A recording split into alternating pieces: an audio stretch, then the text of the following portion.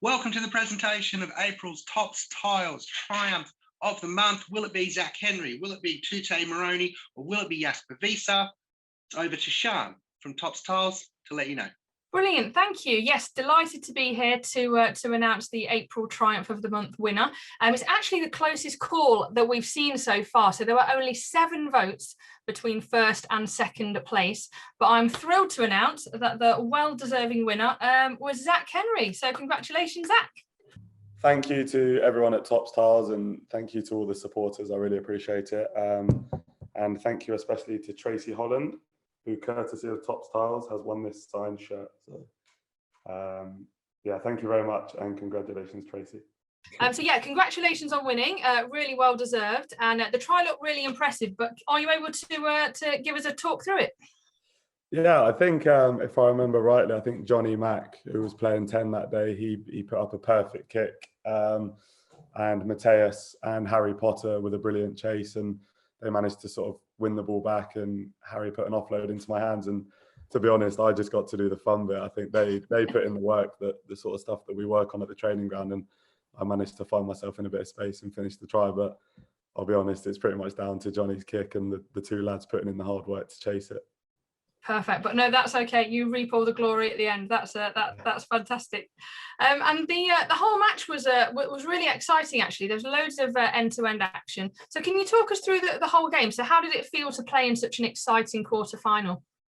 No, I think European rugby, obviously, I've never played European rugby before this season, so it's been brilliant to be a part of. And I think we talk about it quite a lot with European rugby. It comes down to those defining moments in the game. You never know quite how they're going to go, and especially because you're playing teams that aren't in your league. So it was a brilliant game to be a part of, and yeah, it flowed. It was end to end, and I think we caught ourselves behind and then in front, and it was quite exciting. But I think the boys, we had a plan and we stuck to it throughout the game, and we managed to reap the benefits at the end. But yeah, credit to the lads. I think the hard work, the effort was sort of the way we managed to win it at the end. Yeah, brilliant. That certainly came across. On the subject of finals, obviously the kind of Challenge Cup final is coming up on the 21st of June. So how are plans progressing for that?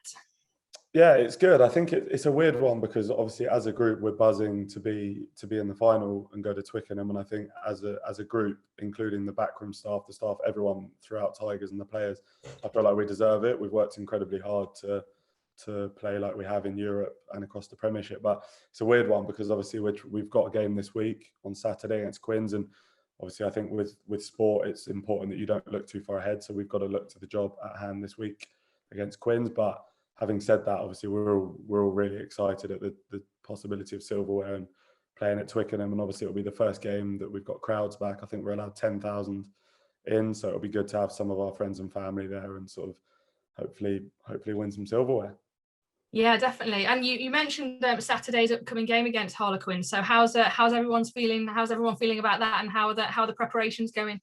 Yeah, I think we're feeling good. We've had a really good training week. The sun was out today, which is obviously a rarity in Leicester, so I think that helps the training a little bit. But we're feeling good. Obviously, Quins are a team in confidence at the moment, but we're confident that at home and the way we're looking to play, that we can get a good result against them. So yeah, preparation's been good. I think a lot of people don't realise how hard we work behind the scenes, and like I said, from the backroom staff all throughout the organisation. So we're working incredibly hard, and hopefully that leads to a good result on the weekend. Yeah, definitely, and best of luck to everyone. And in terms of the season as a whole, overall, how are you and the team feeling about progress made so far this year? I think we're feeling good. I think when I first got here at the start of the season, there was new staff, new players, so many changes happening. It was all new to everyone, and I think Rome wasn't built in a day, was it? And I think we've been trying to progress every week, and you can see from the training, the way we do things to the way we play, that even though some results haven't gone our way necessarily, we've improved massively from the start of the season. And a professional sports team gelling, it does take time, and I think as the season's sort of going on, we are starting to see improvements and players gelling together and things starting to move forward. So I think everyone's feeling good, everyone's feeling excited in the direction that we're moving in, and just got to keep sticking to it, keep working hard, and we'll start to see the benefit in our hard work. Yeah, definitely. And in terms of your game, so obviously you're a really versatile player, so you play both fly half and fullback. Which position do you prefer, and why? It's a question I get asked a lot, but to be fair, I'm just happy to be on the pitch, happy to be helping out the team. And I do see myself as a 10. I've always played 10, but I think in modern rugby, especially in the backs, it's important that you can play 2 or 3 positions and be versatile. So wherever I'm put on the pitch, whether it's 10, fullback, I've played a bit of 12 in my time, I'm happy to do it. And they both bring different things. I think 10, I like the element of control, being able to control the game plan and take up the kicking duties and stuff. But then at fullback, I get a bit more freedom to maybe attack a bit more and put on a bit of footwork. So I enjoy both, and the fact that I've been able to play both this season for Tigers is good for me. Yeah, incredible. So best of both worlds, really. Yeah, exactly. And you kind of you talked a little bit about how the team have been gelling, which I think leads into this. But you're obviously relatively new to Tigers after spending some time playing in France. Overall, just for a bit of insight for the fans, how has your Tigers experience been so far? It's been amazing. I think it's been tough, obviously, with COVID, because I'm not one of the main things about Tigers is the fan base and playing at the obviously the crowd at the Matty Woods, Welford Road. I had Bondi in my head then, but obviously that's been taken away from us. So it's been a bit bizarre, but it's been amazing. I think coming from France, it's like learning a new sport. Honestly, I didn't think rugby could be so different, but it's Oh, the way we really? play, the way we train, the way we play the game, the way we do things, it's completely different, which has been amazing for me to learn and try and develop under Steve and the guys. But it's been amazing. I've learned so much. I've probably learned more in my 9-10 months here than I did in my 4 years in France in terms of how high level rugby should be played. And I feel like I'm progressing each week. I feel like from when I first got here to now, I'm a completely different rugby player in a really positive way. So I've really enjoyed it. It's definitely been challenging, been tough, but yeah, I've really enjoyed it.